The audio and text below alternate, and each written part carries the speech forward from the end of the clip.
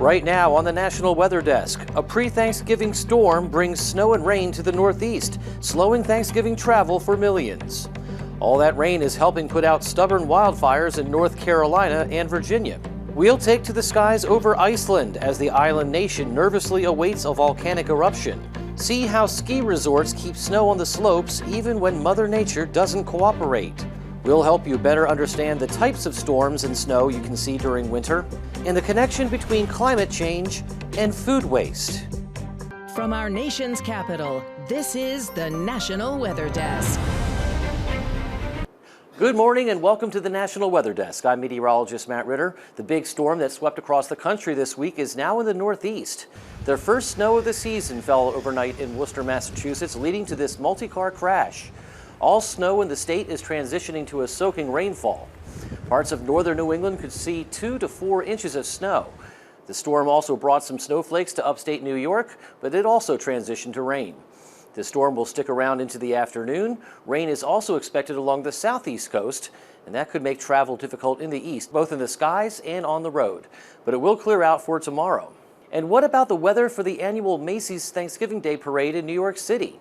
It should be a nice and sunny day with morning temperatures in the 40s. The only possible issue could be the winds, which could be gusting up to 20 miles per hour. Those giant balloons could be grounded if sustained winds are 23 miles per hour, gusting to 34 miles per hour. That same storm system brought heavy rain to North Carolina and Virginia yesterday, and that was very good news for crews battling wildfires. Up to 3 inches of rain fell on the Matts Creek fire in southwestern Virginia. In addition to helping put out the flames, the rain also cleans the air, meaning there's less smoke. It's a similar story in North Carolina. Chris Peterson has more from just north of Winston-Salem. What a difference a day makes. Whole situation has changed dramatically in the last 24 hours. This is really a blessing. Jimmy Holt with the North Carolina Forestry Service says about an inch of rain fell overnight, with more expected throughout the day, giving firefighters who have been working since Saturday night a welcome break. You know, it's extremely important. It's extremely important to give those crews a much needed pause, a much needed break, to be able to R&R to rest up, to fuel up, to water up, to maintain their equipment as well. The rain is certainly a welcome sight, but it brings with it a new set of hazards. The potential for slips, trips, and falls are there. You know, the wind element has picked up throughout the night along with that rain, so they were reporting additional trees coming down as well. And even though the change in weather helps, there's still work to be done when this rain event is over. Usually on the back side of these systems in the fronts, the wind shifts and comes out of the north. Usually it's a dry wind, and then the fire will sort of begin to rear its head again in places, hot spots. At least 3 people are dead and at least 3 more are still missing following a landslide in Alaska.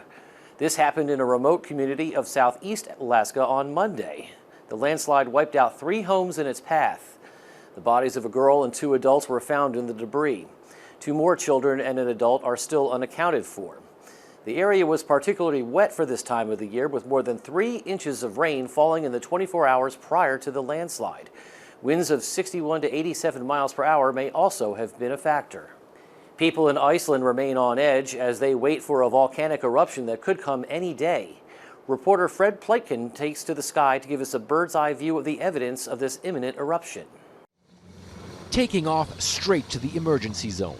We're on a mission with Iceland's Coast Guard to the already affected area by what could soon be a massive volcanic eruption. The town is called Grindavik.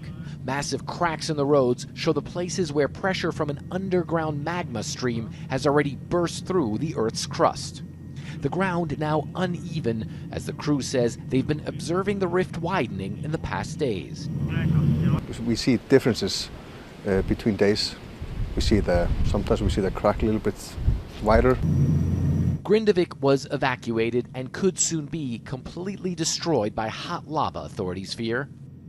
From up here, you can already see just how extensive the damage already is to the town of Grindavik, and that crack that you see runs all the way to the ocean. Iceland is in an area of massive volcanic activity. While this part of the country had been dormant for around 800 years, scientists say, in the past 2 years, volcanic activity has come back to life with several major eruptions. On the ground, crews are working around the clock to try and build a berm to protect this geothermal power plant. And we also see the world-famous Blue Lagoon hot springs, normally a major tourist attraction, now closed down and also evacuated. What do you think it means for the people there? I can't even imagine, losing their houses and maybe their, work, their whole life. It's crazy. Iceland's government says a major eruption here remains highly likely, and it could happen in a matter of days. Iceland's Coast Guard aviators say they are on alert all the time. We're in an El Nino year, and it's a particularly strong one. How will that impact this year's winter season? Meteorologist Marshall McPeak explains what it could mean, at least for Ohio. This winter, we have a very significant El Nino pattern, and that means that we have weak trade winds off the west coast of South America, and that's going to keep some of that warmer water in place. It doesn't get pushed across the Pacific the way it normally does. That warmer water changes the air patterns above it, including the jet stream, and that has an effect worldwide.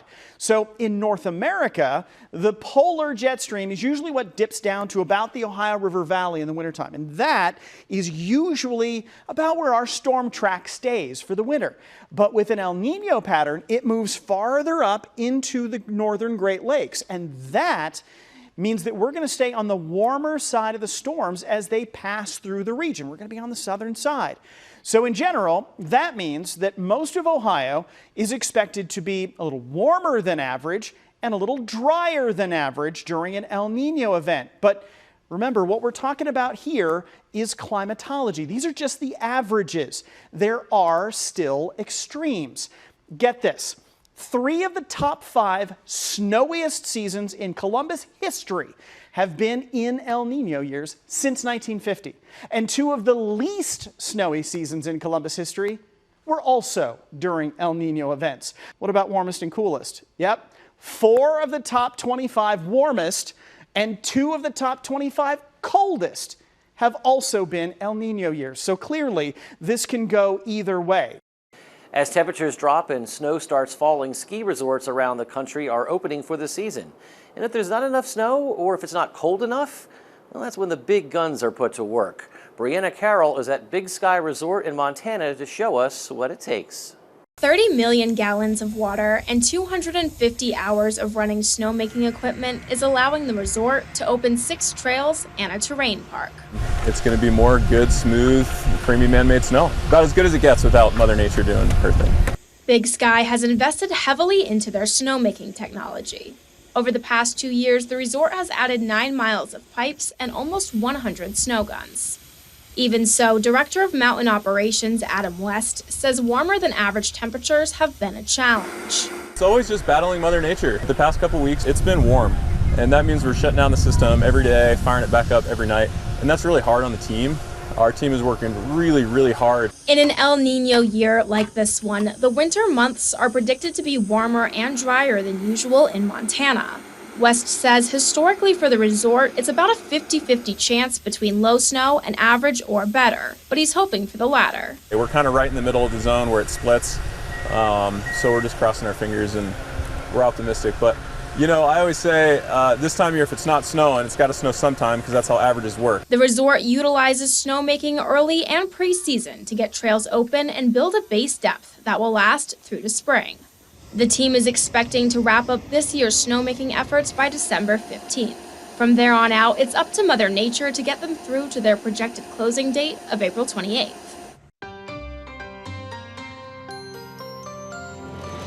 And coming up on the National Weather Desk, we'll look at the way reducing food waste can help the environment. And we'll find out how rain makes it easier for you to breathe. Weather Window, presented by the National Weather Desk. Here's something you don't see every day, and for good reason. This scary scene shows the Black Bear wildfire burning along I-40 near the Tennessee-North Carolina line. It was sparked last week by a car crash and fueled by drought conditions. So far, it's burned more than 1,800 acres. Meanwhile, from Pikes Peak, Colorado to Green Bay, Wisconsin, winter is starting to show its icy grip. Listen to Off the Radar. New episodes every Tuesday. Find it wherever you get your podcasts.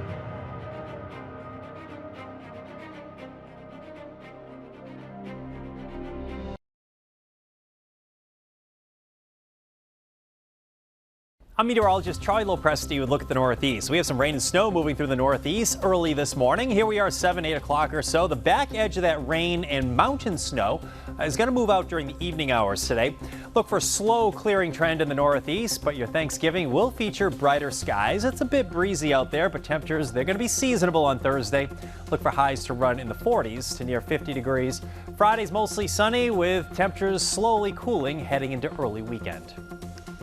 I'm meteorologist Jonathan Myers, and here's a look at the Mid-Atlantic region into the day on Wednesday, busiest travel day of the year. It looks like the biggest rains continue to move eastbound, although in the morning there still could be some rain over the lower Delmarva. Eastern portions up toward Delaware and down into the Tidewater of Virginia should end the day primarily dry for most. It looks like it turns cooler by Thanksgiving, but a relatively mild day for most of us with highs in the low 60s up and down the corridor. That's the scene here.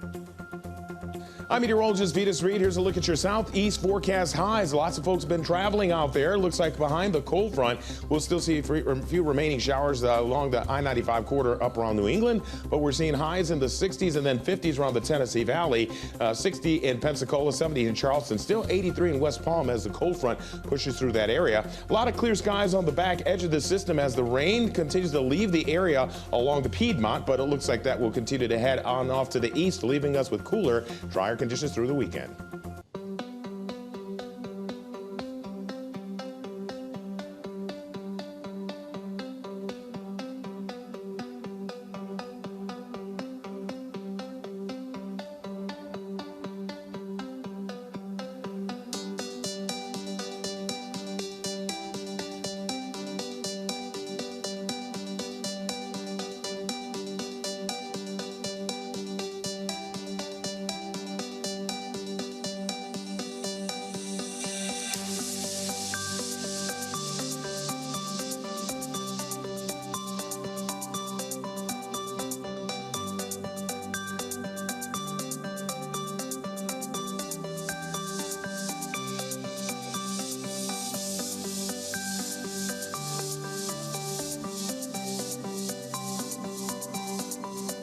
You are watching the National Weather Desk. In northwest California, several fish species could become more hardy if 2 dams are removed from the river they inhabit. Advocates say trout and salmon that live in California's Eel River will be better off when the dams are gone. Sophie Lincoln explains. Pacific Gas and Electric Company could remove 2 major dams on the Eel River as soon as 2028, according to an initial draft plan from the utility company. This comes after PG&E decided not to renew its license for the Potter Valley Hydroelectric Dam project in April 2022.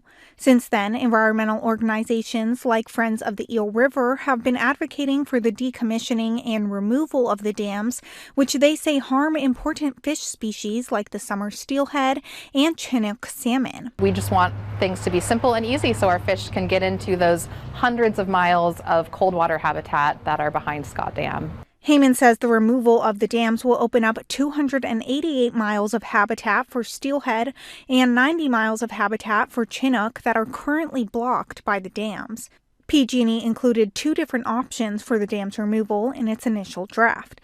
Both plans ultimately result in the dams being removed, but one would allow a continued diversion into the Russian River. From Friends of the Eel River's standpoint, simple dam removal is really best, but if the water users are able to put together a proposal which does not harm Eel River fisheries in time to avoid any delays to dam removal, we would consider supporting it. Hunters in Wisconsin say conditions have been relatively mild during the start of this year's deer hunting season. Eric Peterson looks into how the season is going. Hunters dressed in blaze orange dot the horizon at the edge of this field east of Lena in Oconto County.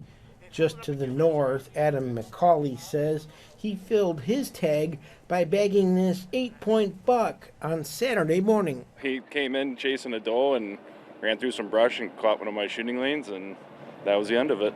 McCauley brought his deer to Pelkin's Smoky Meat Market in Crivets Monday morning. When it comes to sitting in the woods, he says temperatures have been around the freezing mark. I didn't hunt yesterday, hunted this morning, saw about 10 does and some turkeys. That was about it. A few minutes later, Chad Danowski and his dad Dave are causing some to do a double take. You got two together here. I mean, is this one bigger or which one's bigger? Pretty much the same, I think. The two bucks were determined to be 10 points each. The Danowskis say the venison is heading to the deer donation program. Adam McCauley says he plans to turn his buck into steaks, roasts, and hamburger. He says it's all part of a time-honored family practice. Why do you like to hunt? I don't know, just good pastime. Been doing it with my dad since I was a kid, and keep the tradition going.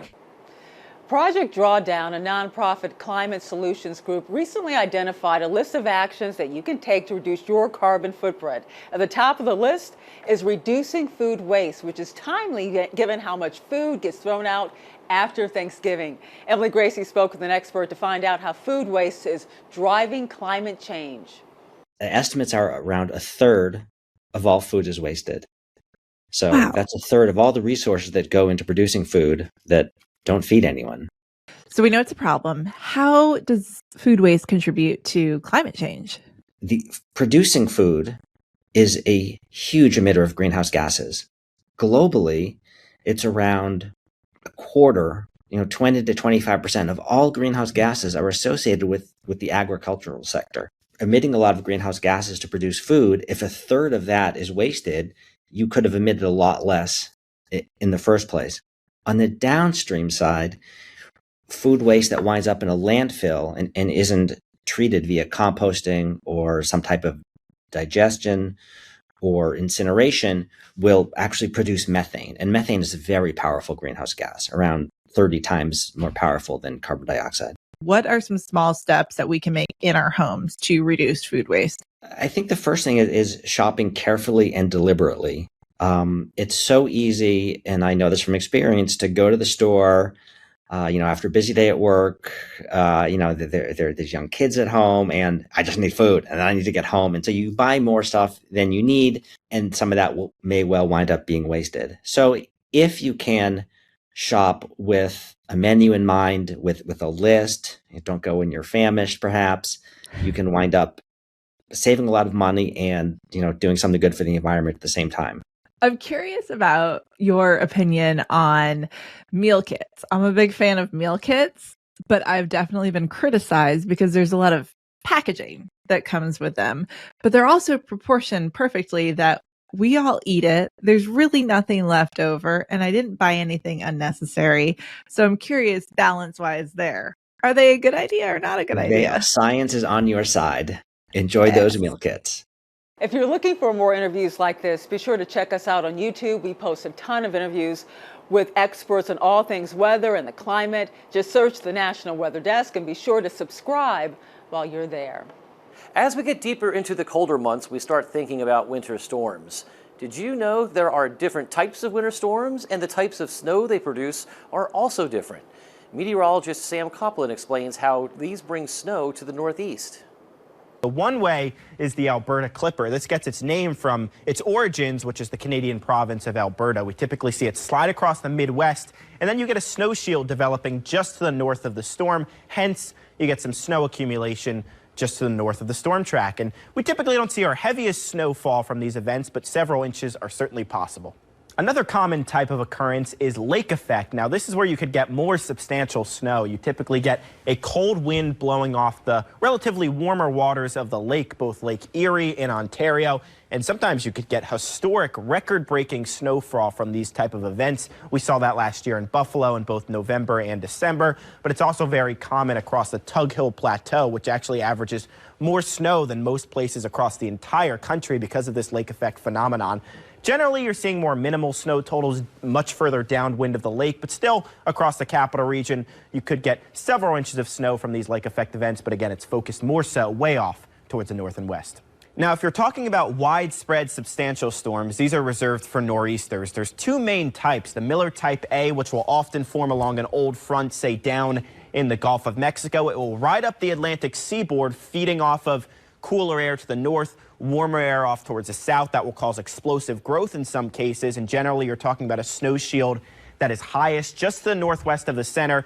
As you get further away, you see more minimal snow totals, but the capital region has certainly seen its fair share of substantial storms from this type of track. FYI, known as a nor'easter because you get a persistent northeast wind wrapping around the storm.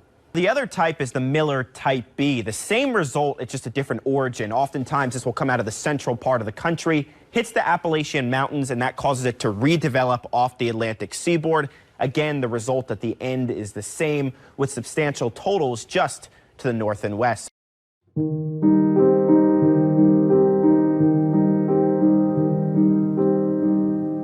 And time now for a short break, but first let's take in views of sheepdogs hard at work.